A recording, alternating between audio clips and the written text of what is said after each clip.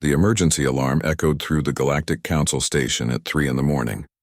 Ambassador Velthar woke up instantly, his 6 legs scrambling to reach his communication device.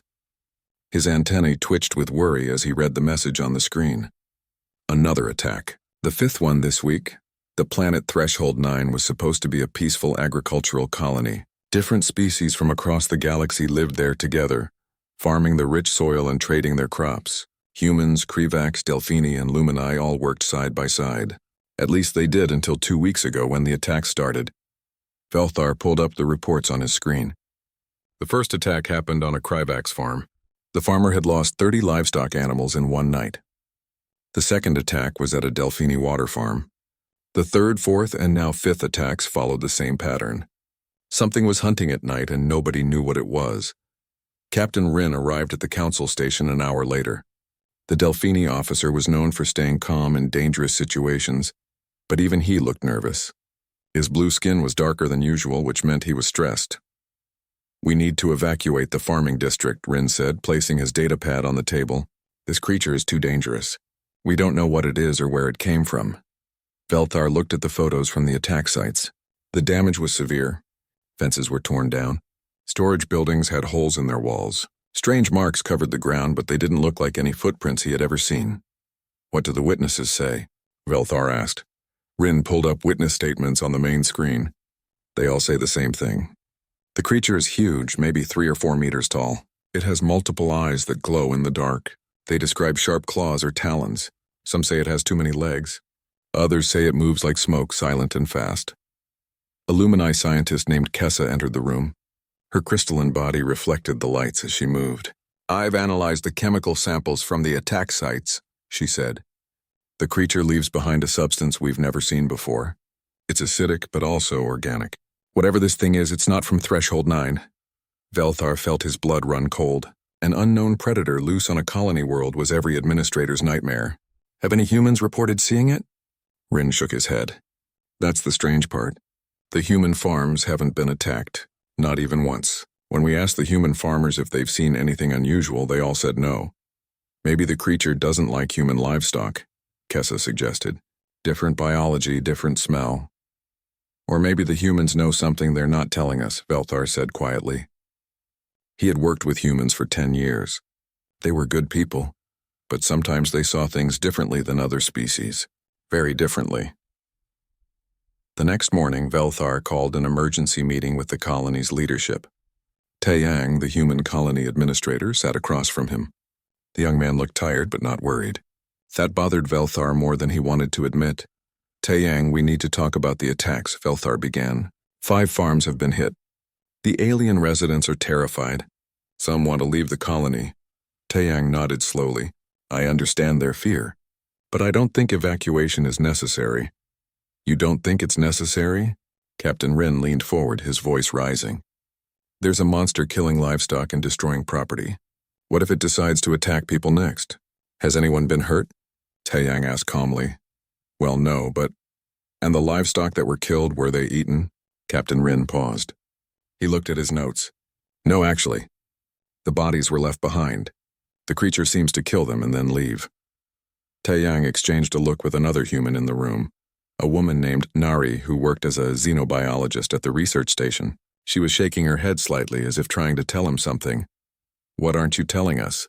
Velthar demanded. "Nothing," Taeyang said quickly. "I just think we should investigate more before we panic. The humans on Threshold 9 aren't scared. Doesn't that tell you something?" "It tells me that humans have a very different definition of dangerous than the rest of us," Velthar muttered. After the meeting, Velthar found Nari in the hallway. "You know something," he said. "It wasn't a question." Nari bit her lip. "I can't say anything. It's not my secret to tell. People are scared, Nari. If you know what's causing this, you need to speak up." "Nobody is in danger," Nari said firmly. "I promise you that. Just give it a few more days. Let the investigation play out." But Velthar couldn't wait a few more days. That night he gathered a team and headed to the site of the latest attack. Dr. Moss Rin, a Lumini expert on dangerous creatures, came along with them. So did Captain Rin and 5 security officers. The attack had happened at a Krivax grain farm. The storage silos had claw marks running down their sides. The metal was scratched and dented. Some of the grain had spilled onto the ground. "Look at this," Dr. Mosserin said, pointing his scanner at the claw marks. "The creature has incredible strength. These silos are made of reinforced steel." Velthar examined the marks closely. There were 4 parallel lines in each set of scratches. "How many claws does this thing have?"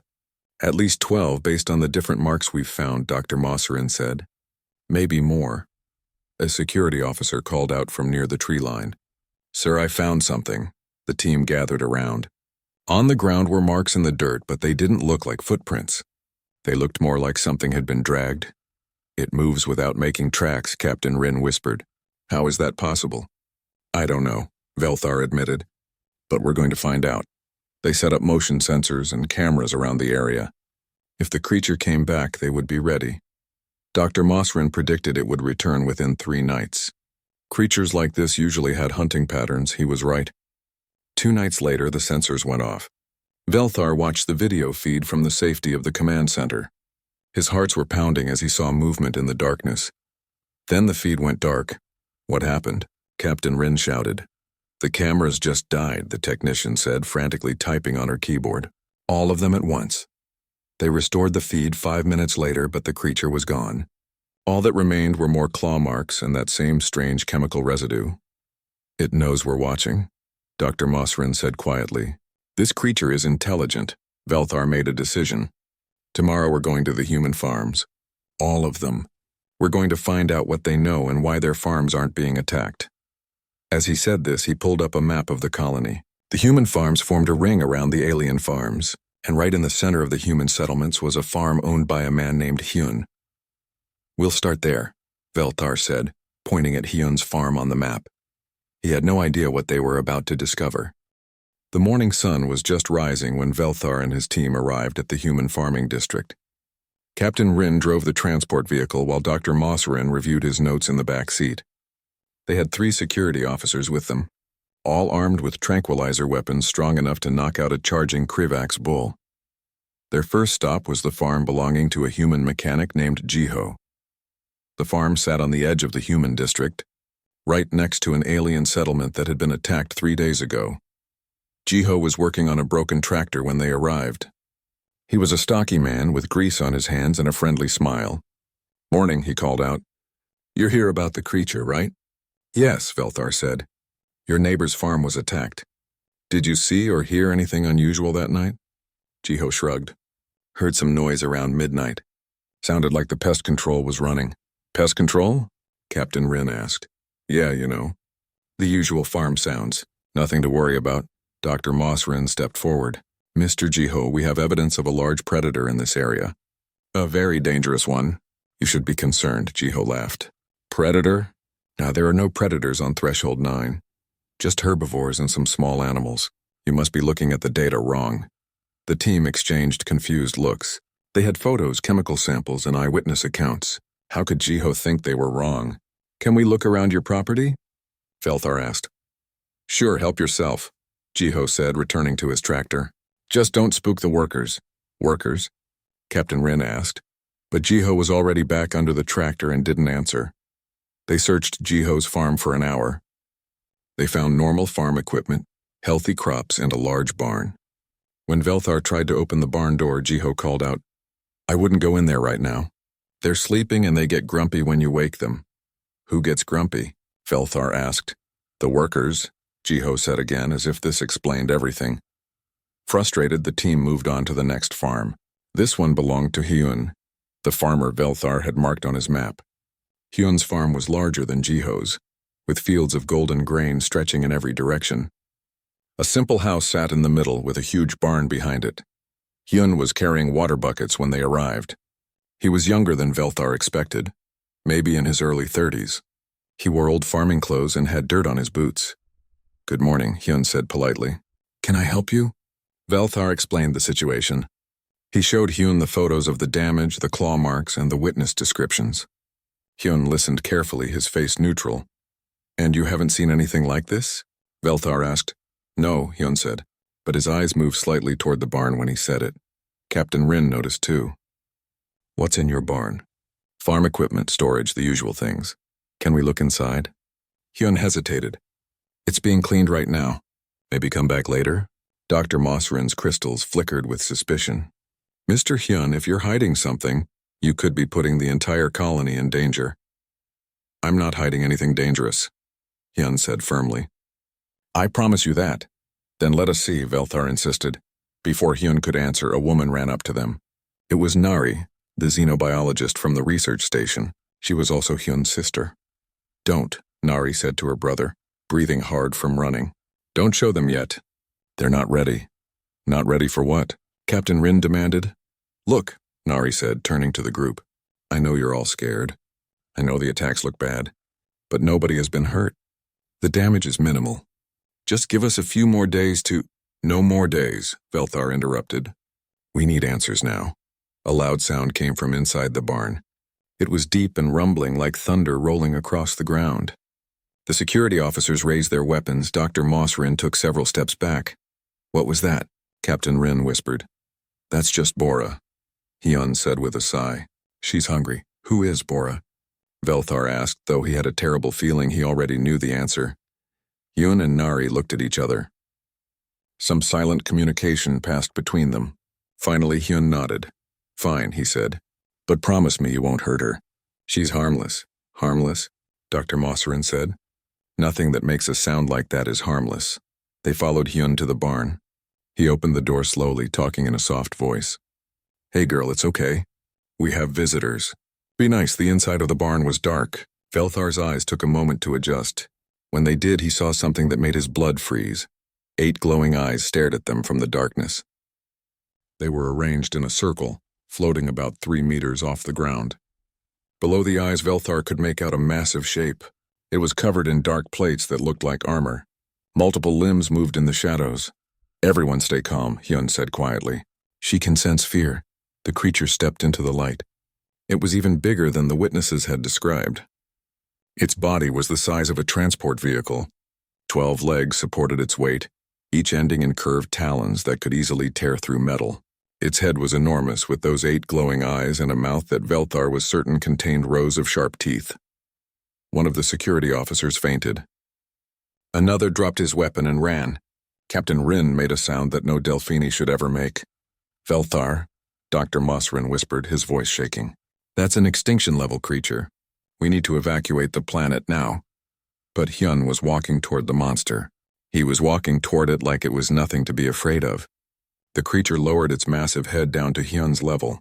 He reached up and patted it on what might have been its cheek. Good morning, Bora, Hyun said warmly. Did you sleep well? The creature made a sound like a purr mixed with an earthquake. Its eyes closed halfway as if it was content. This, Hyun said, turning to the shocked group, is my barn pet. Velthar couldn't speak. His mind couldn't process what he was seeing. A human was petting a monster. A nightmare creature was acting like a docile animal. Your barn pet? Captain Rin finally managed to say. That is your barn pet? Well, technically she's a greater harvester, Nari explained. They're common on human agricultural worlds. We use them for pest control and compost processing. That thing is common? Dr. Mossrin's voice went up 3 octaves. Sure, Hyun said. Most human farms have at least one. Jiho has 3. Velthar remembered Jiho talking about his workers in the barn. He felt dizzy. The attacks, Captain Rin said slowly. Was that her? Hyun looked embarrassed. Yeah, probably. She's been sneaking out at night. I thought I fixed the fence, but she's clever. She must have been trying to help the other farms. Help them, Velthar said weakly. Harvesters eat crop pests. Your alien friends had infestations. Bora was just doing her job, cleaning up the vermin. Hyun scratched behind what might have been Bora's ear. She's a very good girl. The creature that had terrorized an entire colony, that had been classified as an extinction-level threat, that had caused 5 different emergency council meetings, made a happy rumbling sound and leaned into Hyun's hand. Velthar sat down on the barn floor. He needed a moment to think. A very long moment. Velthar sat on the barn floor for a full 5 minutes before he could form words. Captain Rin was leaning against the wall, his blue skin now pale with shock. Dr. Mossrin kept running his scanner over Bora, making small distressed sounds every time he looked at the results. Let me understand this correctly, Velthar finally said. The creature that we thought was going to kill us all is your pet. Barn pet, Hyun corrected. There's a difference. House pets live inside. Barn pets live in the barn. That's not the point, Captain Rin shouted, then immediately lowered his voice when Bora's 8 eyes turned to look at him. Sorry, that's not the point, he whispered. Nari stepped forward. Look, I tried to tell you that everyone was overreacting. Harvesters look scary, but they're completely herbivorous. They eat plants and insects. That's it. Insects? Velthar said. The Krivak's livestock that died were not insects. Hyun winced. About that. Bora probably thought they were pests. Some of the Krivak's animals look similar to the parasites that attack crops. She was trying to help. She killed 30 animals trying to help, Captain Rin said flatly. She didn't eat them though, right? Hyun asked. That's because she realized her mistake. Harvesters are actually very smart. She probably felt bad about it. Bora made a low sound and lowered her head. She did look sorry, Velthar thought, though he couldn't believe he was thinking about a monster's feelings. Dr. Mosrin approached cautiously, his scanner still running. Can I ask some questions? For my research? Sure, Hyun said. The acidic substance we found at the attack sites. What is that? Oh, that's just her saliva, Hyun explained. Harvesters produce an enzyme that helps them break down tough plant material. It's not dangerous to people or animals. It just looks scary. The glowing eyes, they can see in complete darkness. They're nocturnal hunters. Well, not hunters. Nocturnal foragers, the silent movement. They have padded feet. Helps them sneak up on pests without scaring them away. Dr. Mosrin looked at his scanner again. According to my readings, this creature should be terrifying every species in the galaxy. The fear response is biological. Universal. Universal to everyone except humans, Nari said. Our species evolved alongside predators much worse than harvesters. We had to get comfortable with scary-looking things to survive. Velthar slowly stood up. He approached Bora carefully, studying her. Up close he could see that her armor plating was actually more like thick scales. Her talons, while sharp, were worn down from digging. Her teeth, when she opened her mouth to yawn, were flat and designed for grinding plants. She really is herbivorous, he said in wonder. Want to feed her? Hyun offered, holding out the bucket he'd been carrying earlier. It was filled with compressed grain cakes that smelled sweet. Absolutely not, Velthar said. But Captain Rin, who had been slowly calming down, stepped forward. I'll do it. Everyone stared at him. What? He said. I need to see this for myself. If humans can do it, so can I. Hyun handed him a grain cake. It was the size of Captain Rin's head. Just hold it out. She'll take it gently. Captain Rin extended his arm, holding the grain cake as far from his body as possible. Bora's massive head lowered toward him. Her mouth opened, showing all those flat grinding teeth. Captain Rin closed his eyes. Bora delicately took the grain cake from his hand and chewed it slowly. She made a happy humming sound. Captain Rin opened his eyes. He looked at his hand. It was covered in plant-based saliva but was completely unharmed. She was gentle, he said in amazement. Told you, Hyun said with a smile. The security officer who had fainted earlier woke up. When he saw everyone standing calmly around Bora, he thought he was having a dream. Is this real? He asked. Very real, Velthar said, and we have a lot of explaining to do. They spent the next 2 hours in Hyun's farmhouse. Nari pulled up information about harvesters on her computer, showing the team everything humans knew about the species. Harvesters almost went extinct on Earth thousands of years ago, Nari explained. Climate change and habitat loss nearly wiped them out. Humans preserved their genetic material and brought them back when we started farming other planets. Why? Dr. Mosrin asked. Why would you bring back something so terrifying? Because they're useful, Nari said. One harvester can protect 50 acres of farmland from pests. They eat locusts, crop-boring beetles, root parasites, everything that damages plants. They also process organic waste into fertilizer. They're perfect for sustainable farming. How many humans on Threshold 9 have these creatures? Velthar asked. Hyun pulled up a registry. Let's see. Jiho has 3. The Kim family has 2. Park household has 1. Oh, and old Mrs. Song has 4, but hers are juveniles. There are 14 of these things on this planet, Captain Rin said. 15, Hyun corrected. Mrs. Song's female is pregnant. Velthar put his head in his hands. How did we not know about this? You never asked, Hyun said simply. They're just barn animals to us. We didn't think to mention them. Just barn animals, Dr. Mosrin repeated quietly. Just barn animals. There was a knock at the door. Taeyang, the colony administrator, entered. He looked at the group sitting around Hyun's kitchen table.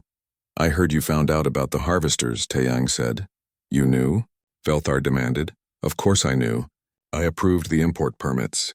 It's all in the agricultural registry." Taeyang pulled out his datapad.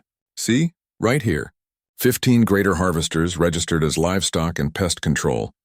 The registry lists them as livestock," Captain Rin said, "not as nightmare creatures." "Well, they are livestock," Taeyang said, confused. "They're farm animals." Velthar realized the problem. When humans filled out their agricultural forms, they listed harvesters the same way they listed any other farm animal. The alien administrators who processed the forms didn't know what a harvester was. They just assumed it was something like a cow or a sheep. "This is a massive failure of communication," Velthar said. "I did try to tell everyone," Nari pointed out. Nobody would listen. Outside, they heard more rumbling sounds. Velthar looked out the window and saw 3 more harvesters in the distance. They were in Jiho's field, moving through the crops and eating something. "What are they doing?" he asked. "Pest control," Hyun said. "There's been an outbreak of root beetles in this area. The harvesters are cleaning them up before they spread to other farms." "They're helping," Velthar said slowly. "They've been helping this whole time." "Yep," Hyun said. "That's what they do." Captain Rin stood up and looked at Velthar. "We need to tell the colony. If we don't, someone might try to hurt the harvesters. They're just animals doing their job." "Agreed," Velthar said. "But we need to do this carefully. If we just announce that there are 15 nightmare creatures living on the farms, people will panic even more." "We could do a demonstration," Nari suggested. "Show people that harvesters are safe. Let them meet Bora." "Yes," Dr. Mosrin said suddenly. "Yes, that's perfect. If people can see what I saw, if they can feed a harvester like Captain Rin did, they'll understand."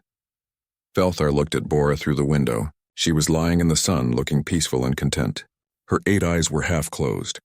She looked almost cute in a monstrous sort of way. "All right," he said. "We'll organize a colony meeting tomorrow." "Hyun, can you bring Bora?" "Sure," Hyun said. "She likes meeting new people. What could possibly go wrong?" Captain Rin muttered. The colony meeting was scheduled for the next evening in the central plaza.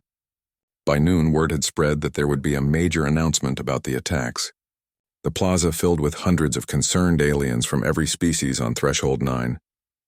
Velthar stood on the stage, looking out at the crowd. Krivak's families huddled together, their antennae twitching nervously. Delphini residents kept their children close. Even the normally calm Luminae seemed agitated, their crystalline bodies flickering with anxious light. "This is going to be a disaster," Captain Rin whispered from beside him. "Have faith," Velthar whispered back. Though he wasn't sure he believed his own words, Taeyang stepped up to the microphone. "Thank you all for coming. I know you're scared. I know the attacks have been frightening. But I promise you by the end of this meeting you'll understand that there's no danger." "No danger?" someone shouted from the crowd. 5 farms have been destroyed." "Not destroyed," Taeyang corrected. "Damaged, yes, but not destroyed. And I can explain why. We've discovered what caused the incidents, and I guarantee you're going to be surprised." Dr. Mosrin stepped forward next. 2 days ago, I classified the unknown creature as an extinction-level threat. I was wrong.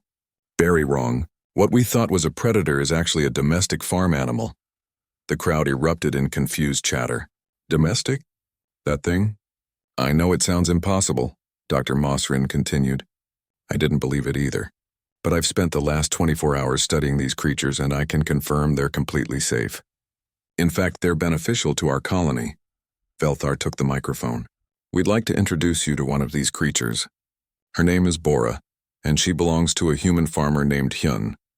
Before you panic, I want you to know that myself, Captain Rin, and Dr. Mosrin have all interacted with Bora safely. She's harmless." "Then bring her out!" someone yelled. "Let us see this harmless monster." Velthar nodded to Hyun, who was waiting at the side of the stage. Hyun walked to the center of the plaza with Bora following behind him on a leash. The leash looked absurdly small attached to such a massive creature, like using a thread to control an earthquake. The crowd's reaction was immediate and loud. People screamed, some ran. Parents grabbed their children. One Kryvax fainted, just like the security officer had. But Bora didn't react to the chaos. She simply followed Hyun calmly, her 8 eyes scanning the crowd with what looked like curiosity. When Hyun stopped, she sat down beside him like an obedient dog. Her tail, which Velthar hadn't noticed before, curled around her feet. "Everyone, please calm down," Taeyang shouted into the microphone. "Look, she's not attacking anyone. She's just sitting there." Slowly, very slowly, people stopped running. They watched from a safe distance as Hyun patted Bora's side. She made that rumbling purr sound again. "This is a greater harvester," Hyun explained. "She's a herbivore, which means she only eats plants. She can't hurt you. She won't hurt you. Watch." Hyun pulled out a grain cake and held it up. Bora gently took it from his hand and chewed it slowly. The crowd watched in silence. "Now," Hyun said, "would anyone like to try feeding her?" Nobody moved. Nobody even breathed. Captain Rin walked onto the stage. "I'll do it again." He took a grain cake from Hyun's bucket and approached Bora. The Delphini officer had been terrified just yesterday, but now he moved with confidence. He held out the grain cake and Bora took it delicately. The crowd gasped. "You see?" Captain Rin said, turning to face them. "I was scared too. We all were. But Bora is gentle. She's been living on this colony for 2 years and she's never hurt anyone." 2 years? Someone in the crowd said. "She's been here for 2 years?" "Yes," Nari said, joining them on stage. "There are 15 harvesters on Threshold 9, all owned by human farmers. They've been here the whole time, working in the fields at night, eating pests that damage crops. The reason you didn't see them before is because they're nocturnal and stay on the farms." "Then why did they attack our farms?" a Kryvax farmer demanded. "They didn't attack," Nari explained. "Harvesters are protective of agricultural areas. When Bora sensed pest infestations on neighboring farms, she tried to help by eliminating the pests. Unfortunately, she made some mistakes." Hyun looked embarrassed. "Bora thought some of the Kryvax livestock were pests. She's never seen Kryvax animals before. I'm very sorry about that. I've been training her to recognize which animals are livestock and which are actual pests." "What about the damage to our buildings?" another farmer asked. "Harvesters are strong," Nari said. "When Bora was trying to reach the pests inside storage buildings, she accidentally caused damage. Again, she was trying to help. She didn't know the buildings were occupied." A young Luminite child walked forward from the crowd. Her parent tried to stop her, but she pulled away and approached the stage. "Can I touch her?" the child asked in a small voice. Hyun looked at Velthar, who nodded. "Come on up," Hyun said gently. The child climbed onto the stage. She was tiny compared to Bora, barely reaching one of the harvester's legs, but Bora lowered her massive head down to the child's level. Her 8 eyes looked at the small Lumini with what seemed like kindness. The child reached out and touched Bora's snout. The crowd held its breath. Bora made a soft cooing sound.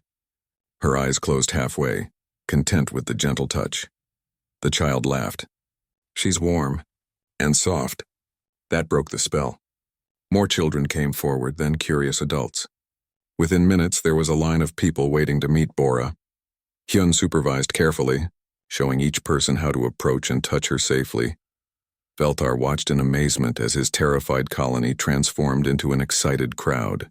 People who had been demanding evacuation an hour ago were now taking pictures with Bora. Children were climbing on her back while she lay down patiently. Dr. Mossrin stood beside Velthar. "I've never seen anything like this," the scientist said. "A creature that triggers every fear response in the galaxy, and yet humans made it into a pet."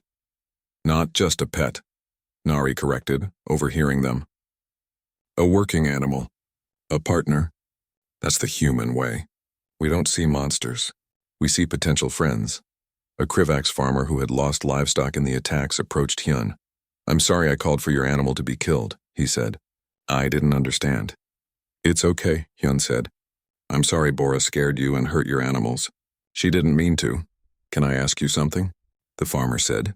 "You said harvesters eat pests. I have a problem with tunnel beetles on my farm. They're destroying my root crops.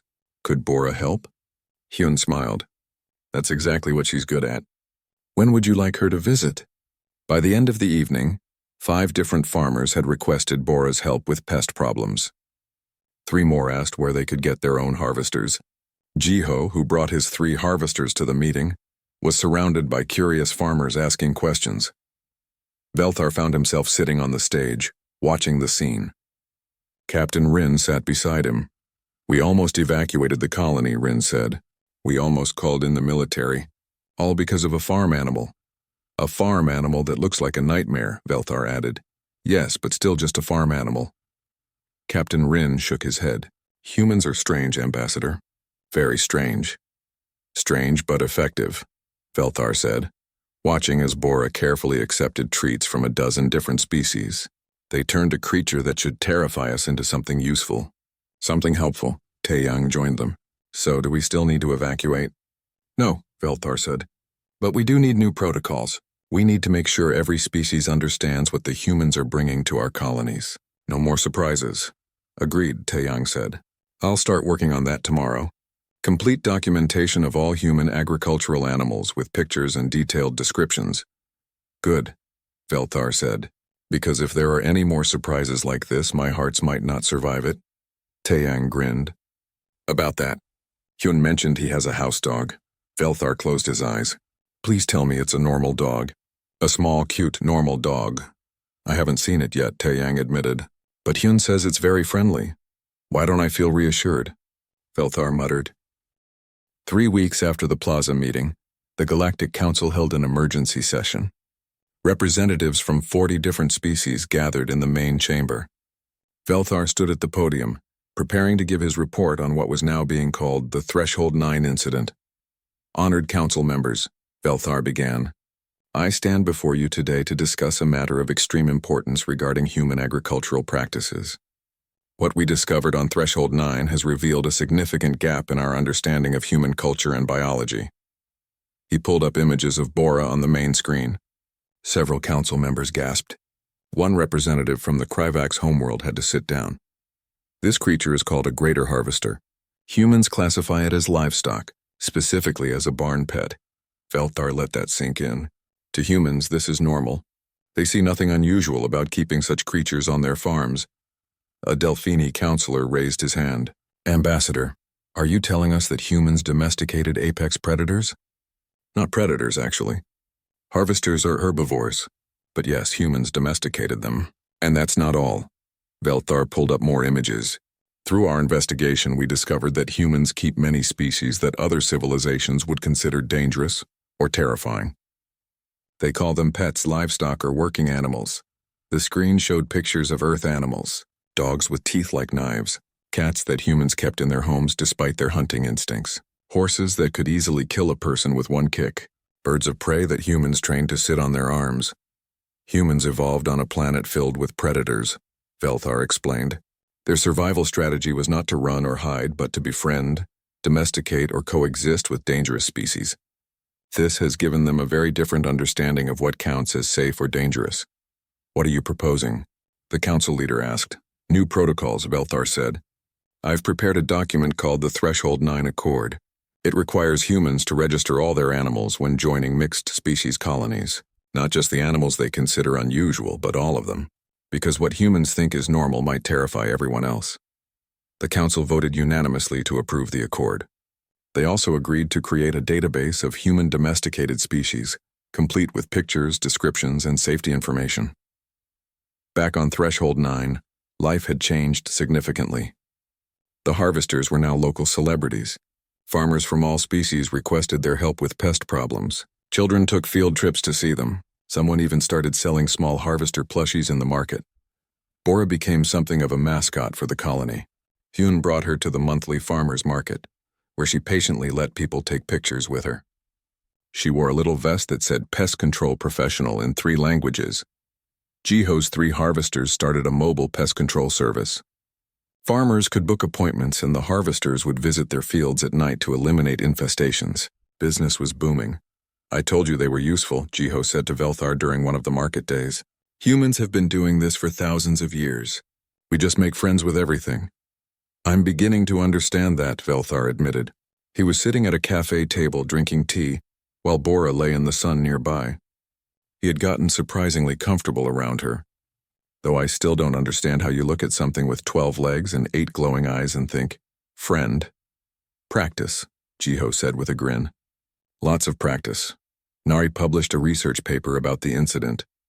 It was titled, Fear Responses and Cultural Context, a Study of the Harvester Phenomenon. The paper became required reading in xenobiology programs across the galaxy. It explained how different species had different fear triggers based on their evolutionary history. Dr. Mosserin, embarrassed by his initial classification of harvesters as extinction-level threats, wrote a follow-up paper apologizing and explaining his mistake. It was well received, and other scientists praised him for his honesty. Captain Rin started a program to help other species become comfortable around harvesters. He called it Understanding Earth Animals. The first class had 50 students. By the third week, there was a waiting list. The key is to remember that humans are weird, Rin explained to his students. They befriended wolves and called them dogs.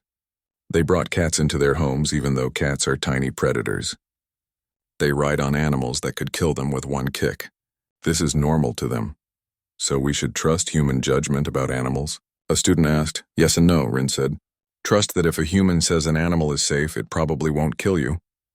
But also remember that human and safe don't always mean the same thing to humans as they do to us.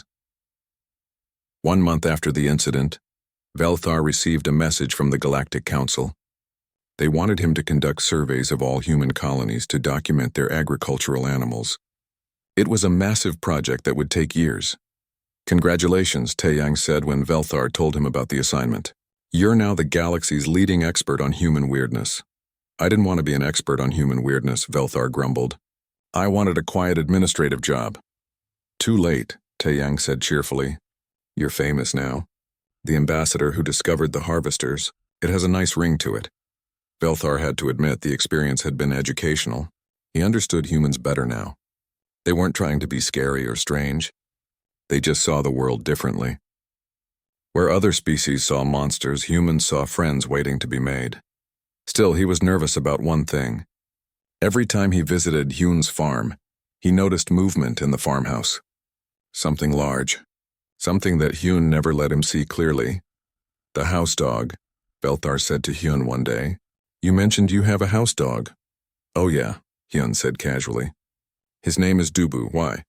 Can I meet him? Hyun hesitated. Are you sure? He's pretty enthusiastic about meeting new people. After Bora, how bad could a dog be? Velthar said.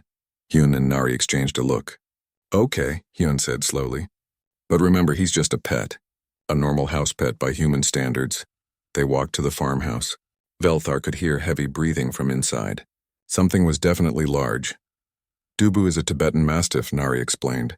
They're an old earth breed. Very gentle, very loyal. How big? Velthar asked. About 90 kilograms, Hyun said. He's on the larger side. Velthar relaxed. 90 kilograms wasn't too bad. He had dealt with Bora after all. How scary could a dog be? Hyun opened the door.